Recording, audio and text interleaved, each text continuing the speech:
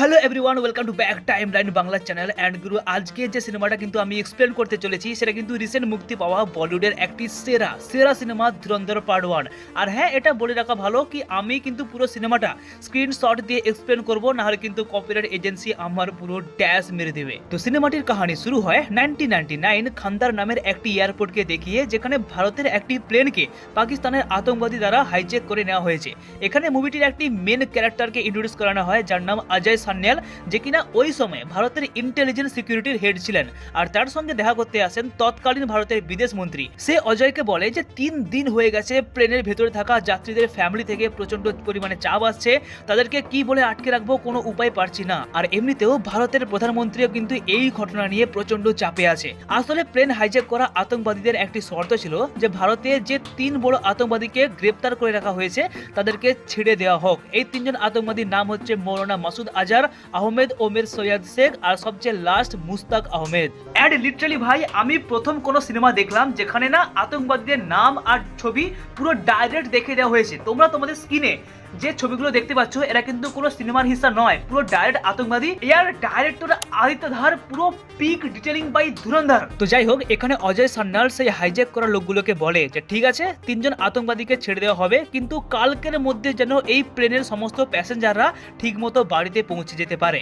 এই বলে সে সমস্ত যাত্রীদেরকে ভারত মাতার জয় বলতে বলে, কিন্তু তারা এতটাই ভয় পেয়েছিল যে কেউই প্লেনের মধ্যে আতঙ্কবাদীদের সামনে ভারত মাতার জয় বলার সাহস পাচ্ছিল না। কারণ আগের দিনই এই প্লেনের ভেতরে সবাইকার সামনে একজন প্যাসেঞ্জারকে কিন্তু গলা কেটে খুন করা হয়েছে। তো এরপর কাহিনী শিফট হয় আর আমাদেরকে ভারতের একটি সিন দেখানো হয়, যেখানে বিদেশ মন্ত্রী আর সরকারের একটি লোক বসে ডিসকাস করছিল। আর এখানেই অজয় বিদেশ মন্ত্রীর কাছে একটি প্রজেক্ট রাখে, যার নাম হচ্ছে অপারেশন ধুরন্ধর। এরপর কাহিনী শিফট হয় 2001 সালের ডিসেম্বরে, যখন দিল্লির পার্লামেন্টে আতঙ্কবাদী হামলা হয়েছিল। আর এখানে যে সিনটা দেখানো হয়েছে না ভাই, পুরো গায়ে কাঁটা দিয়ে দিয়েছে। কারণ এই সিনেমাটা পুরো রিয়েল ঘটনার উপর থেকে তৈরি, তাই পার্টিকুলার এই জায়গাতে 2001 সালের যে আতঙ্কবাদী হামলার কিছু ফুটেজ, কিছু ভিডিও পুরো সিনেমার মধ্যে অ্যাড করে দেখানো হয়েছে। ভাই, আতঙ্কবাদীদের পুরো প্ল্যানিং ছিল যে তারা কিন্তু পার্লামেন্টের ভেতরে প্রবেশ করে সমস্ত কিছুকে পুরো শেষ করে দেবে, কিন্তু তাদের প্ল্যানিং ফেল হয় আর একজন করে আতঙ্কবাদী এখানে আত্মহত্যা করে নেয়। কিন্তু এই হামলায় পার্লামেন্টের বাইরে থাকা কয়েকজন সিকিউরিটি, কয়েকজন মহিলা পুলিশ কিন্তু মারা যায়। আর এই সিচুয়েশন দেখে অজয় সান্যাল নিজেকে আটকে রাখতে পারে না, আর ফাইনালি ভারত সরকারের কাছ থেকে পারমিশন নিয়ে প্ল্যানিং করা অপারেশন ধুরন্ধরকে চালু করা হয়। এরপর 2004 সালে আফগানিস্তানে, যেখানে আফগানিস্তান আর পাকিস্তানের বর্ডার রয়েছে, এই বর্ডার থেকে এন্ট্রি নেয় মুভিটির মেন হিরো রণবীর সিং, যে কিনা হামজা আলী নাম নিয়ে পাকিস্তানের গুপ্তচর হয়ে এন্ট্রি মারে। আর হামজা এখানে পাকিস্তানের লিয়ারি নামের একটি শহরে আসে, আর এই শহরটিকে নিয়েই কিন্তু পুরো সিনেমার মধ্যে খেলা হবে বস। কিছুক্ষণ পর হামজা আলী লিয়ারি শহরের একটি ফলের জুস দোকানে যায়, আর এখানে আমাদেরকে একটি চাচাকে দেখানো হয়, যে কিনা বলতে থাকে ডার্লিং ডার্লিং দিল কিউ তোড়া, পিলো পিলো আলম দুধ সোডা। আর এই চাচাটি হচ্ছে পাকিস্তানে কাজ করা ভারতের একজন গুপ্তচর। হামজা এখানে চাচার কাছে তার কাজ দেয় আর দোকানে কর্মচারী হিসেবে থাকতে চায়, কিন্তু চাচা তাকে ইগনোর করে। আর রাত্রে কয়েকটা গুন্ডার সঙ্গে হামজার জোরদার ফাইট হয়, কিন্তু হামজা এখানে কিছুই করতে পারে না, কারণ সে যদি অ্যাকশন করে তাহলে কিন্তু পাকিস্তানি পুলিশের নজরে সে চলে আসতে পারে। তাই দাঁড়িয়ে দাঁড়িয়ে মার খাওয়া ছাড়া তার করার আর কিছুই থাকে না। পরের দিন চাচা তাকে ডেকে নিয়ে গিয়ে কিছু খাবার দেয় আর তার দোকানে কর্মচারী হিসেবে রেখে দেয়। আর এই দোকানে কাজ করতে করতে হামজার কিন্তু প্রায় 1টা বছর কেটে যায়। আর ততদিনে চাচা জানতে পেরে গিয়েছিল যে হামজা আলী আসলে ভারত থেকে আসা একজন গুপ্তচর, একজন স্পাই।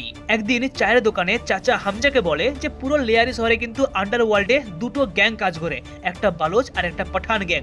আর বালোচ গ্যাং এর মধ্যেও কিন্তু 2টো গ্যাং আছে, একটা বাবু ডাকাত আর একটা রহমান ডাকাত। আর এখানে আমরা একটা কথা জানতে পারি যে রহমান ডাকাত হচ্ছে বাবু ডাকাতের অবৈধ সন্তান। আর যখন রহমান এই কথাটি জানতে পেরে গিয়েছিল, সে কিন্তু সেই দিনই তার মাকে হত্যা করে মেরে ঝুলিয়ে দিয়েছিল। আর সেই দিনই চাচা আর একজন গুপ্তচরকে ডাকে, যে কিনা এতদিন বাবু ডাকাতের গ্যাংয়ে কাজ করতো। সেই লোকটি হামজাকে বলে যে কাল কিন্তু রহমানের একটি ফান্ড সঙ্গে বাবু ডাকাতের গ্যাং অ্যাটাক করার চান্স আছে, আর তখনই যদি তুমি রহমান ডাকাতের ছেলেটিকে সবাইকার সামনে বাঁচাতে পারো তাহলে কিন্তু তুমি রহমান ডাকাতের ভরসা জিতে নিতে পারবে। তো গুরু, পুরো প্ল্যানিং অনুযায়ী পরের দিন রাত্রে সেই ফান্ড সঙ্গে বাবু ডাকাতের গ্যাং রহমানের ছেলের উপর অ্যাটাক করে। কিন্তু এখানে যেন সমস্ত প্ল্যানিং চেঞ্জ হয়ে যায়, কারণ রহমানের ছোট ছেলেকে বাঁচানোর জন্য যখন তার বড় ছেলেটি আসে সেই সময় কিন্তু তার বড় ছেলে গুলিবিদ্ধ হয়ে মারা যায়। আর হামজার প্ল্যানিং ছিল যে সে কিন্তু বড় ছেলেটিকে বাঁচাবে, কিন্তু হয়ে যায় পুরো তার উল্টো। এখানে হামজা ভালো মতোই জানে যে রেহমানের বড় ছেলে কিন্তু আর বেঁচে নেই, কিন্তু তা সত্ত্বেও সে সবাইকার সামনে ছেলেটিকে হাসপাতালে নিয়ে যাওয়ার অ্যাক্টিং করে। আর এই হাসপাতালে এন্ট্রি হয় মুভিটির one of the best character Rehman ডাকাত, যার চরিত্রে অভিনয় করেছে আমাদের অক্ষয় খান্নাজি। সত্যি কথা বলতে কি এই রেহমান ডাকাতের কথা বলার তারিকা, চলার স্টাইল আর চোখের মধ্যে যে একটা এক্সপ্রেশন, ভাই হ্যানচোদ পুরো মজা আ গয়া। এখানে রেহমান ডাকাত ভালো মতোই জানে যে তার বড় ছেলে কিন্তু আর বেঁচে নেই, কিন্তু যেহেতু হামজা তার ছোট ছেলেকে বাঁচিয়েছে তাই জন্য সে তার চাচাতো ভাই উজের বালুচকে বলে যে হামজাকে কয়েকটা টাকা দিতে। কিন্তু হামজা এখানে টাকা নেয় না, বরং সে রেহমানকে এটা বলে যে রেহমান ভাই আমাদের বালুচ সম্প্রদায়ের জন্য যা করেছে সেটাই কিন্তু অনেক। এখানে রেহমান তাকে জিজ্ঞেস করে যে হামলা করতে কে কে এসেছিল। হামজা বলে যে অ্যাটাক করার জন্য 3 জন এসেছিল, যাদের হাতে AK-47 আরো কয়েক প্রকারের বন্দুক ছিল, আর তাদের মডেল নাম্বারও সমস্ত হুবহু বলে দেয়। এই শুনে কিন্তু রেহমান পুরো অবাক হয়ে যায়। রেহমান বলে যে তুমি কি করে জানলে বন্দুকের নাম কি, তার মডেল নাম্বার কি? কিন্তু এখানে হামজা তাকে মিথ্যে কথা বলে যে তার দাদা নাকি আর্মিতে কাজ করতো আর সেই নাকি তাকে বন্দুকের সমস্ত মডেল নাম্বার, বন্দুকের নাম সমস্ত কিছু শিখিয়ে দিয়েছে, কিন্তু এখন তার দাদা আর বেঁচে নেই, তাই সে এখন পৃথিবীতে একা। আর এই সমস্ত ইনিয়ে বিনিয়ে কথা বলে হামজা আলী কিন্তু রেহমানের মনকে জয় করে নেয়, আর রেহমানের গ্যাংয়ে হামজার এখানে এন্ট্রি হয়ে যায়। এরপর কাহিনীতে এন্ট্রি হয় জামিল সাহাব নামের একজন ব্যক্তির, আর এই ব্যক্তি হচ্ছে PAP মানে পাকিস্তানি আওয়ামী পার্টি নামের একটি রাজনৈতিক দলের নেতা।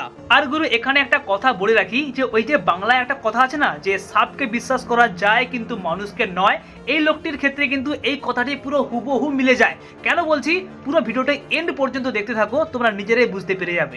এখানে জামিল সাহাব উজের বালুচকে বলে যে এখন সামনে ইলেকশন আসছে, তাই কোনো রকম ঝামেলা কিন্তু আমি চাই না, ইলেকশন চলে যাক, তারপরে যা বদলা নেবার সবই হবে, কিন্তু এখন নয়। তো পরের দিন সকালে উজের বালুচ হামজাকে বলে যে এই যে জামিল সাহাব মানে সেই নেতা যার কিনা রেহমান ডাকাতের সাপোর্ট দরকার, তাই জন্য সে সবসময় রেহমানের আশেপাশে ঘুরতে থাকে। আর অপরদিকে আমাদের অপোজিট যে রাজনৈতিক দল রয়েছে তাকে সাপোর্ট করার কাজ করে পাঠান আর বাবু ডাকাতের গ্যাং। এই ইলেকশনটি জেতা কিন্তু আমাদের খুবই দরকার, কারণ একবার যদি এই লিয়ারি শহর আমাদের হাতে চলে আসে তাহলে পুরো করাচি, আর পুরো করাচিকে দখল করা মানে পুরো পাকিস্তান আমাদের কবজায়। এরপর উজের রেহমানকে সঙ্গে নিয়ে তাদের নকল বন্দুক কারখানায় নিয়ে যায়, যেখানে কিন্তু হাজার হাজার নকল বন্দুক তৈরি করা হচ্ছিল।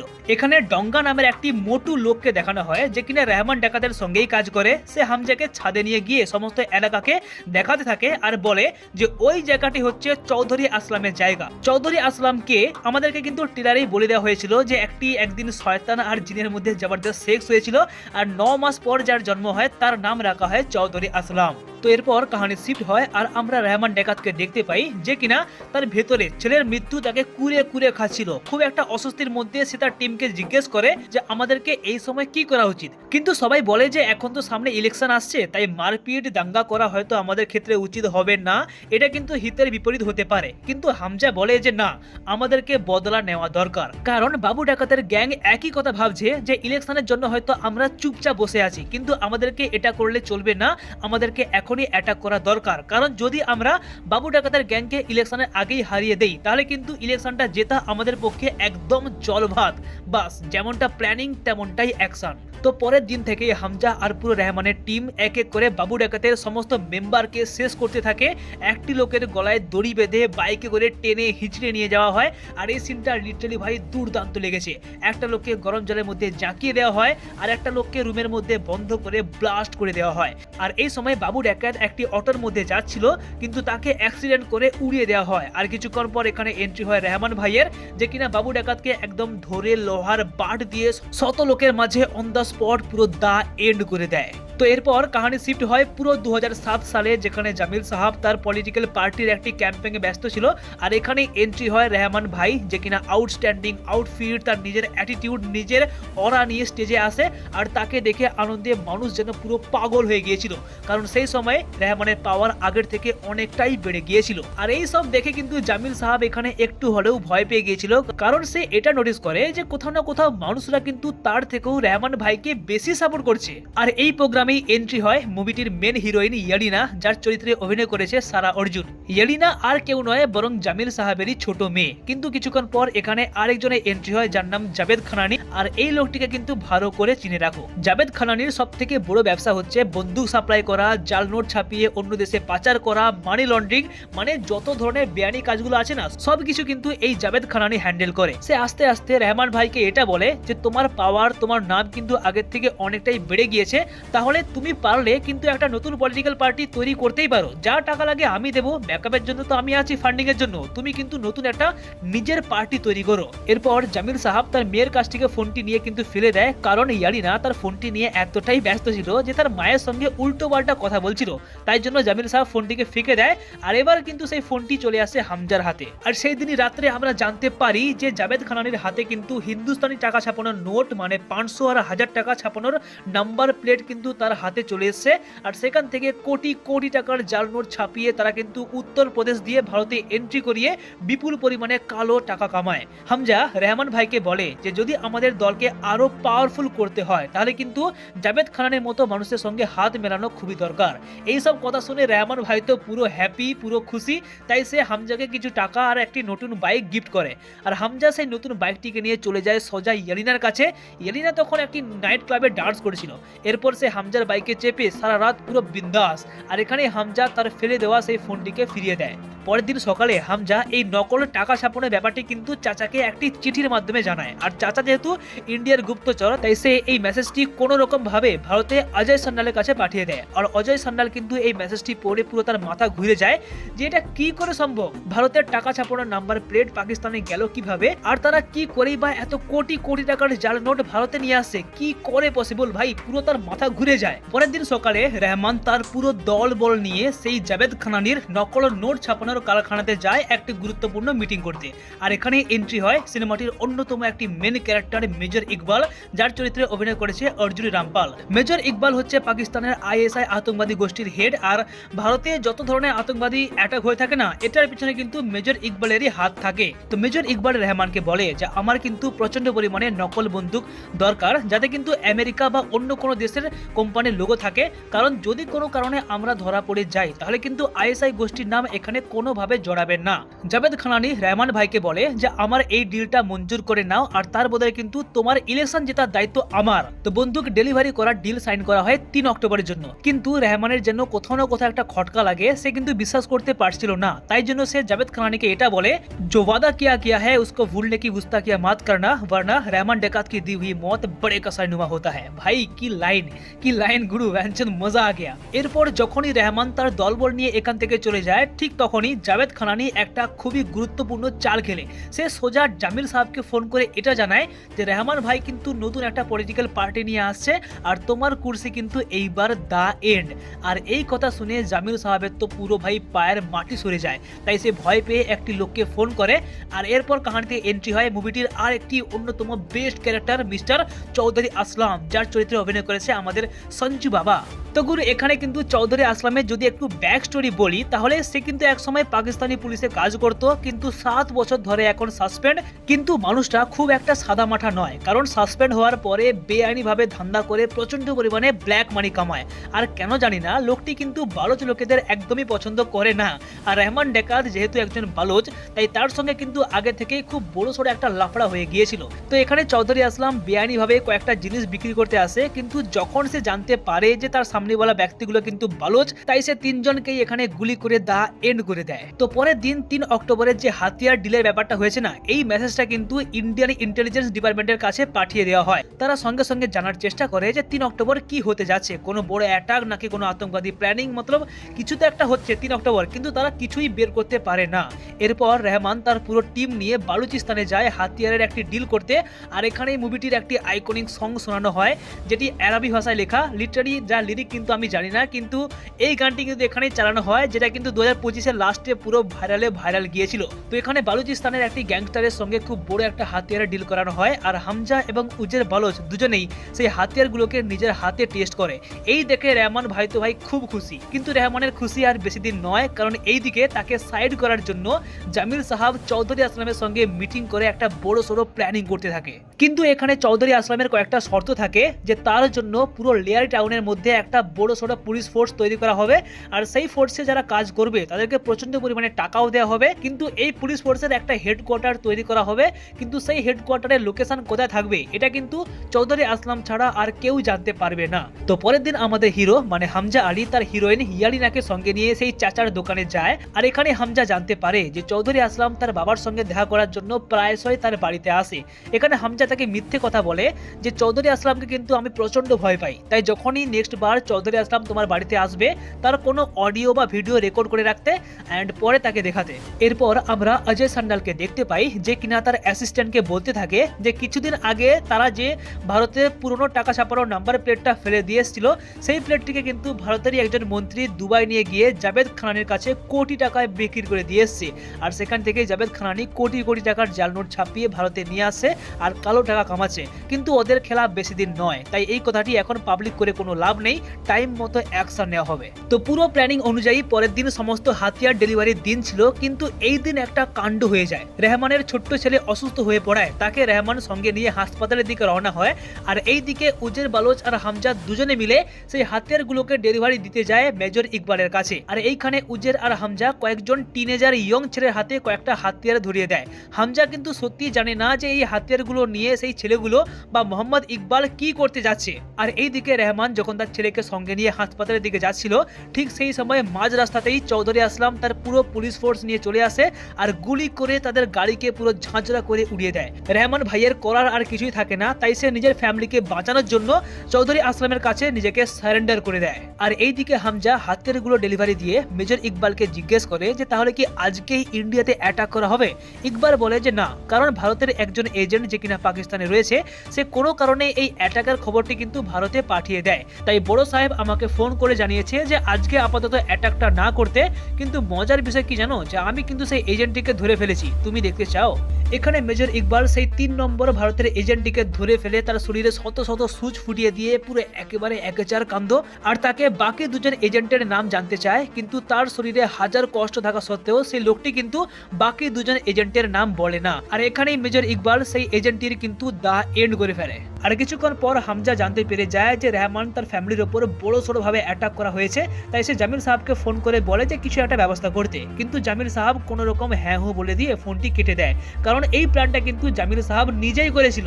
ঠিক তখনই ইয়ালিনা হামজাকে ফোন করে বলে যে চৌধুরী আসলাম তার বাড়িতে এসেছিল, বাবার সঙ্গে কথাও বলেছে, আর তার একটা ভিডিও সে রেকর্ড করে রেখে দিয়েছে। ভিডিওটি সে হামজাকে পাঠায়, কিন্তু হামজা বলে যে তুমি এক্ষুনি আমার বাড়িতে যাও, আর যতক্ষণ না আমি ব্যাকে ফোন করছি ততক্ষণ পর্যন্ত বাড়ির বাইরে বেরোবে না। এরপর হামজা সেই ভিডিওটি জামিল সাহাবের হোয়াটসঅ্যাপে পাঠিয়ে দেয়, আর এই ভিডিওতে দেখা যায় যে চৌধুরী আসলাম, আরশাদ বাপ্পু আর জামিল সাহাব এই 3 জন মিলে কিন্তু রেহমান ডাকাতকে শেষ করার প্ল্যানিং করছিল।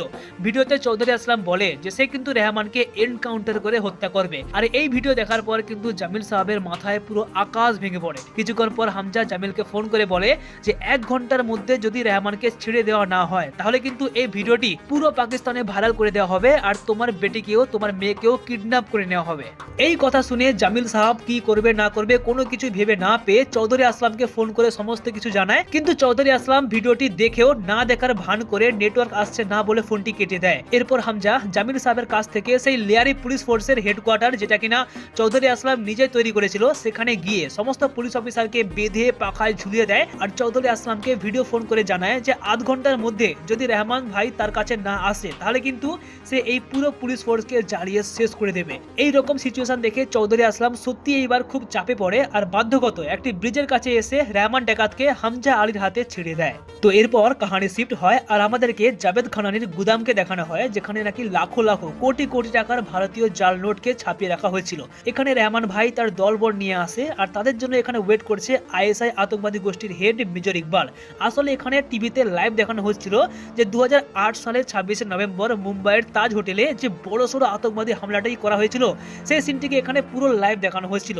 আর জাভেদ খানানি, রেহমান ডাকাত, মেজর ইকবাল তার সমস্ত দল সবাই মিলে আনন্দের সাথে সেই লাইভ সেকশনটিকে উপভোগ করেছিল। কিন্তু এই দেখে হামজা আলীর কিন্তু পুরো মাথায় আকাশ ভেঙে পড়ে, কারণ যে ছেলেগুলো সেখানে গিয়ে অ্যাটাক করছে তাদের হাতে কিন্তু বন্দুক হামজা নিজে দিয়ে এসেছিল। কিন্তু হামজার কাছে এখানে করার আর কিছুই থাকে না, কারণ সে এখানে গুপ্তচর হিসেবে কাজ করছে। যদি তার চোখ থেকে এক ফোঁটাও জল বেরোয় তাহলে কিন্তু তার গেম দা এন্ড হতে পারে। তাই চুপ করে দাঁড়িয়ে থাকা ছাড়া তার করার আর কিছুই থাকে না। আর লিটারালি ভাই এই সিনটি দেখার সময় না পুরো গায়ে কাঁটা দিয়ে উঠছিল, কারণ এখানে যে সিনটি দেখানো হয়েছে এটা কিন্তু সিনেমার সিন নয়। 26/11 যে অ্যাটাকটি করা হয়েছিল না, ওই সময়ের পুরো লাইভ ফুটেজ, লাইভ ভিডিও সিনেমাতে অ্যাড করে দেখানো হয়েছে। লিটারালি ডাইরেক্টর আদিত্য ধর গড ইনসানে অ্যান্ড দম আছে বলতে হবে, কারণ সিনেমার মধ্যে আতঙ্কবাদীদের নাম দেখানো, তাদের ছবিকে দেখিয়ে দেওয়া, ইভেন কি অ্যাটাকের সিনকে পুরো লাইভ এই মুভির মধ্যে অ্যাড করে দেখানো। পিক ডিটেলিং ধুরন্ধর ভাই, পিক ডিটেলিং। সেই দিনই রাত্রে হামজা ডিসাইড করে যে সে জাভেদ খানানি, রেহমান ডাকাত এই সমস্ত গ্যাংস্টারকে এক এক করে পুরো দা এন্ড করে দেবে। তো এরপর কাহানি জাম করে একেবারে 2009 সালে, যেখানে রেহমান ভাই তার জামিল সাহাবের পরিচালিত পলিটিক্যাল পার্টি ছেড়ে দিয়ে নতুন একটি রাজনৈতিক দল জয়েন করে। আর এই সিচুয়েশন দেখে জামিল সাহাব তো পুরো রেগে আগুন। সেই দিনই রাত্রে হামজা তার ডায়েরিতে কিছু একটা লিখছিল, কিন্তু তখনই হঠাৎ করে ইয়ালিনা চলে আসে। এখানে ইয়ালিনা বলে যে আমার বাবার তো পুরো কেরিয়ার আর পার্টি সবই শেষ, এইবার কি হবে? হামজা বলে যে ঠিক আছে, তোমার বাবাকে কালকে ব্রেকফাস্টে নিয়ে এসো, কিছু কথা আছে। তো পরের দিন হামজা জামিল সাহাবের সামনাসামনি বসে খুব সুন্দর একটা প্ল্যানিং বলে যে এতদিন কিন্তু জামিল সাহাব সবসময় অন্য লোকেদের উপর ভরসা করতো। আরশাদ পাপ্পু, রেহমান ডাকাত এই দুজন কিন্তু এমন ব্যক্তি যারা কিন্তু যখন তখন নৌকো পাল্টে দিতে পারে। এই দুজন কিন্তু নিজে ছাড়া আর কিছুই ভাবে না, তার থেকে বরং আমাকে তোমার জামাই করে নাও, আমি তোমার পলিটিক্যাল পার্টির হয়ে লড়াই করব, আর যদি জিতে যাও তাহলে পার্টি তোমার আর পুরো লেয়ারি শহরও তোমার। জামিল সাহাব অনেকক্ষণ ধরে ভাবে অ্যান্ড শেষমেশ তার হামজার আলীর এই প্ল্যানিং এ কিন্তু রাজি হয়ে যায়। বাস আর কি, কিছুদিন পর ইয়ালিনা আর হামজার নিকা করানো হয়, মানে বিয়ে দেওয়া হয়। আর এখানে জামিল সাহাব, রেহমান ডাকাত, পুরো তার ফ্যামিলি, জাভেদ খানানি, মেজর ইকবাল সবাই এসে খুব মজ মস্তি করতে থাকে। আর এখানে আমাদের একটি সুন্দর আইটেম গানের সাথে সুন্দর একটি ডান্স পারফরমেন্স দেখানো হয়, তেনু সারা রাত হ্যায় জাহাওয়া জদ নैना লড়াওয়া। আরে বাপরে, কিন্তু এত আনন্দ, এত উৎসবের মধ্যেও মেজর ইকবাল, জাভেদ খানানি এরা সবাই মিলে আবার একটি ইন্ডিয়াতে নতুন করে অ্যাটাক করার প্ল্যানিং করতে থাকে। আর অ্যাটাক করার জন্য হাতিয়ার দরকার, কিন্তু এখানে রেহমান আর উজের বালোজ এতটাই নেশা করেছিল যে নিজের প্রতি তাদের কোনো কন্ট্রোল নেই। তাই এখানে হামজা উজেরের পকেট থেকে একটি ডায়েরি বার করে নিয়ে 9 আগস্ট দিনটিকে সিলেক্ট করে হাতিয়ার ডেলিভারি করার জন্য। আর এই দিনটি হচ্ছে সেই দিন যেদিন রেহমান ফ্রি থাকবে না। ওই দিন কিন্তু রেহমান ভাইয়ের একটি ব্রিজ উদ্বোধন করার প্ল্যানিং রয়েছে। তো পরের দিন রাত্রে হামজা আলী তার ডায়েরিতে টার্গেটে থাকা কয়েকটা লোকের নাম লিখছিল, যার মধ্যে সবার প্রথম টার্গেট হচ্ছে রেহমান ডাকাত। তো পরের দিন সকালে হামজা বাইক নিয়ে সেই বালুচিস্তানে যায়। সে গিয়ে সর্দারকে বলে যে 9 তারিখ আমার প্রচুর বন্দুক দরকার, আর হ্যাঁ ওই দিন কিন্তু রেহমান ভাই আসতে পারবে না, তার বদলে তার ভাই উজের বালোচ ডেলিভারি নিতে আসবে। রেহমানকে ফোন করার কোনো দরকার নেই, যদি কোনো দরকার হয় তাহলে কিন্তু আমায় ফোন করো। আর এই পুরোটাই হচ্ছে হামজা আলীর প্ল্যানিং। তো পুরো প্ল্যানিং মতো পরের দিন সর্দার উজের বালোচকে ফোন করে বলে যে আজ মানে 9 আগস্ট তাদের হাতিয়ার ডেলিভারির দিন। আর এই কথা শুনে কিন্তু উজের তো পুরো অবাক হয়ে যায়, কারণ 9 তারিখ তো তাদের কোনো প্ল্যানিং ছিল না এরকম হাতিয়ার ডেলিভারি করার। তো যাই হোক, সে হাতিয়ারগুলোকে কিন্তু ডেলিভারি নেওয়ার জন্য চলে যায়। আর এইদিকে হামজা, রেহমান ডাকাত আর তার দুজন সাথীকে সঙ্গে নিয়ে অন্য একটি গাড়িতে করে ব্যাকে বাড়ির দিকে রওনা হয়। কিন্তু এইখানে হামজা পুরো গেম খেলে ফেলে। সে গাড়িটিকে একটি অন্য রাস্তা দিয়ে নিয়ে গিয়ে জঙ্গলের মধ্যে থেকে নিয়ে যেতে থাকে, কিন্তু হঠাৎ করে সেই সময় রেহমান ভাইয়ের ঘুম ভেঙে যায়। রেহমান ভাই হামজাকে বলে যে এটা তো মেন রাস্তা নয়। হামজা বলে যে হ্যাঁ জানি, কিন্তু মেন রাস্তায় খুবই ট্রাফিক, যেতে অনেকটাই টাইম লাগতে পারে, তাই জন্য অন্য রাস্তা দিয়ে নিয়ে যাচ্ছি। রেহমান বলে যে ঠিক আছে, কিন্তু উজের বালোচ কোথায়, তাকে তো দেখতে পাচ্ছি না। এখানে হামজা আবার মিথ্যে কথা বলে যে সে আজকে হাতিয়ার ডেলিভারি নিতে গেছে, কারণ আজকের দিনটি কিন্তু তুমি ঠিক করেছিলে 9 আগস্ট। আর ঠিক তখনই রেহমানের সবকিছু মনে পড়ে যায় সেই দিনের কথা, যেই দিন নেশার মধ্যে থাকলেও এই 9 আগস্ট দিনটি কিন্তু সে নয় বরং হামজা আলী নিজে ঠিক করেছিল। আর এইবার কিন্তু রেহমানের খুব বড় সড়ো সন্দেহ হয়। আর এখানে আমাদেরকে একটি ফ্ল্যাশব্যাক কাহিনী দেখানো হয়, যেখানে হামজা, চৌধুরী আসলাম আর জামিল সাহাব এই তিনজনে কিন্তু রেহমান ভাইকে মারার জন্য খুব বড় একটা প্ল্যান করে এসছে। কারণ এই রাস্তা দিয়েই কিছুক্ষণ যাওয়ার পরে চৌধুরী আসলাম কিন্তু তার পুরো পুলিশ ফোর্স নিয়ে দাঁড়িয়ে আছে রেহমানকে অ্যারেস্ট করার জন্য। এই সমস্ত প্ল্যানিং বুঝতে পেরে রেহমান ভাই হামজাকে বলে চল গাড়ি থামা, হামজা গাড়ি রোক দে মাদার। আর এই গাড়ির ভেতরেই হামজা, রেহমান আর দুটো সাথীর মধ্যে কিন্তু একটা জবরদস্ত ফাইট সিকোয়েন্স দেখানো হয়, যেটা খুব বিশাল একটা সাউথ ইন্ডিয়ার ফিল্মের মতো অ্যাকশন তো নয়, কিন্তু যে গ্রাউন্ড লেভেলের অ্যাকশন দেখানো হয়েছে না, এটা দেখে কিন্তু লিটারালি আমি পুরো ফ্যান হয়ে গেছি ভাই। তো হামজা এখানে কিছুতেই গাড়ি থামায় না, সে সোজা নিয়ে গিয়ে একটি গাড়িকে হ্যান্ড পাম্পে গিয়ে ধাক্কা মারে, আর গাড়ির সামনে থাকা ব্যক্তি পুরো কাঁচ ভেঙে উড়ে চলে যায়। অ্যাক্সিডেন্টের আওয়াজ এতটাই জোরে হয় যে কিছু দূরে চৌধুরী আসলাম তার পুলিশ ফোর্স নিয়ে যে দাঁড়িয়েছিল তারা কিন্তু আওয়াজ পেয়ে এই দিকে এগিয়ে আসতে থাকে। গাড়ি থেকে নেমে হামজা কোনো রকম জঙ্গলের মধ্যে থেকে পালাতে থাকে।